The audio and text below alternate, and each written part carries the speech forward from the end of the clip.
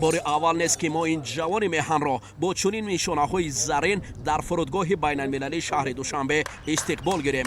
این ورزشکاری که بارها با شکست رقیبان در میدان جیوجیتسو همیشه سر بلند است که در اینجا نماینده فدراسیون جیوجیتسوی کشور نیست او را استقبال میگیرد. مهراج کمالوف دانشجو و ورزشکار موفق تاجیک طی سالهای اخیر در شهر پکین جمهوری خلق چین تحصیل میکند و قطار دانش همچنین ورزش را هم پیگیر است. این نشانه های رنگینه که گردن او میبینید ثمره دستاورد رقابت های مهراج در نمادهای گرپلینگ و جیوجیتسو از مسابقه های جهانی و بین المللی است. چطوری که نوارها انعکاس کردند در نبردها این جوان دلیر میهن دائما رقیبان را در مهلت کوتاه شکست داده همیشه رقم یک وزن خود باقی میماند. هیچ یک رقیب در دیدارها از او امتیاز ستانیده نمیتواند چون که مهراج تاجیکانه برای این میهن و شرف آن مبارزه میبرد.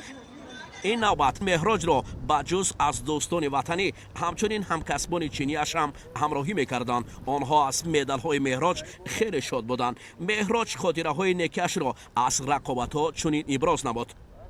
این مدال های طلا باشد در مسابقه های ابودابی جیوجیتسو پروفشنال یک مدال طلا در آنجا گرفتم از گرپلینگ و در مسابقه های کوشادی جمهوری خلق چین در با لباس های کیمانو و گرپلینگ 2 مدال طلا و بعد از آن باز هم در پکین مسابقه بین کلوب ها شد. در آنجا سزاوار 4 مدال طلا گشتم. خیلی خرسند هستم که بیرون از وطن معرفیگر دولت خودم هستم و این حرکت من برای آمادگی در مسابقه های آسیا است که و در شهر خنجو برگزار می‌گردد.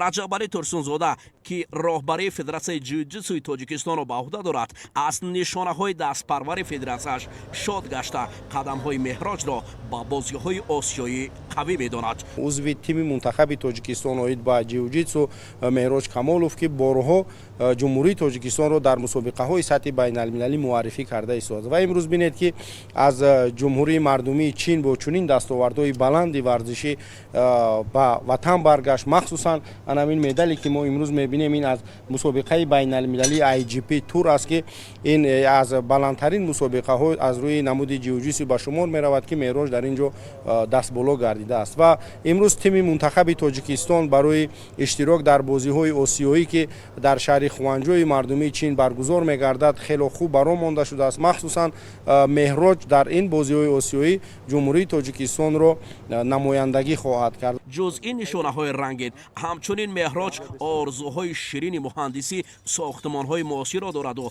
آموخته است. این کسب را برای رسیدن به آرزوهای رنگین مهراج بهر ساختمان‌های معاصر و مدال‌های آسیایی و جهانی ما هم تمنای عملی شویشان را در دل داریم. کاش زیبایی بناها با مدال‌ها همیشه جلوی تاجیکانه باشد.